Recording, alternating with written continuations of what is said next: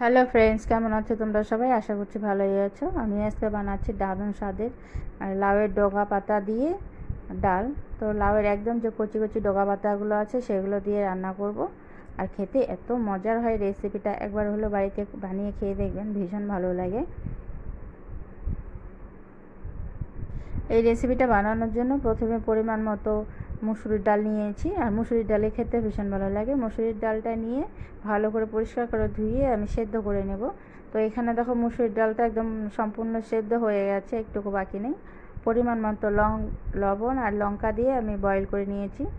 এখন ডালটা যেহেতু সেদ্ধ হয়ে গেছে, এখন দিয়ে দিচ্ছি লাউয়ের ডগা পাতা। যেহেতু লাউয়ের ডগা পাতাগুলো একদমই কচি, তো সেদ্ধ হওয়ার পরেই আমি দিয়ে দিলাম।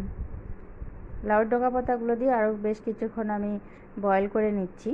তো এতে করে যদি ডালটা অনেকটা শুকিয়ে আসে, তো তোমরা এর মধ্যে অল্প পরিমাণে গরম জল ব্যবহার করতে পারো, কারণ জাল করতে করতে অনেক সময় জলটা অনেকটাই শুকিয়ে যায়। তো আমার এখানে দেখো পরিমাণ মতো এখন ঠিক আছে। তো আমি দিয়ে দিলাম হলুদ। তো যে পরিমাণে হলুদ লাগবে সেই হলুদটুকু আমি এখানে দিয়ে দিলাম।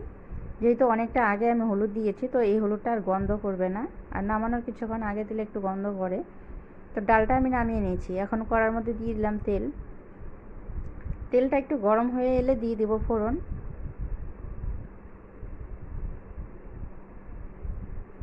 তেলটা গরম হয়ে গেছে, এখন দিয়ে দিলাম কয়েকটা শুকনো লঙ্কা।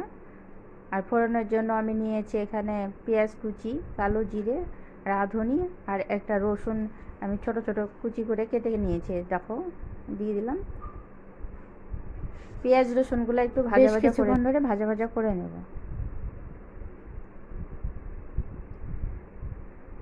তো ডালে যেহেতু লবণ দিয়েছি, তো আমি এই পেঁয়াজের মধ্যে আর একটু সামান্য পরিমাণে লবণ দেবো। এতে করে পেঁয়াজটা তাড়াতাড়ি নরমও হয়ে যাবে আর চটজলদি রান্নাটাও হয়ে যাবে। এখন দিয়ে দিলাম অল্প পরিমাণে লবণ। পেঁয়াজটা লাল হওয়া পর্যন্ত আমি ভাজা ভাজা করে নিচ্ছি। তো দেখো, পেঁয়াজ আর লঙ্কা যেটা ফোড়ন দিয়েছি সুন্দর ভাজা ভাজা হয়ে গেছে লাল মতো। এখন আমি ডালটা ঢেলে দিচ্ছি।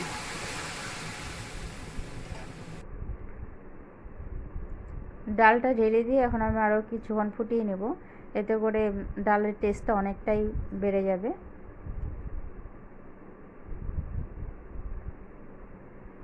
তো ডালটা মোটামুটি রেডি হয়ে গেছে, এখন নামিয়ে নেব। তোমরা যারা খেয়েছো তারা তো অবশ্যই জানো ডাল কেমন লাগে এভাবে রান্না করে খেলে। আর যারা খাওনি তারা একবার হলো ট্রাই করে দেবে, খেতে ভালো।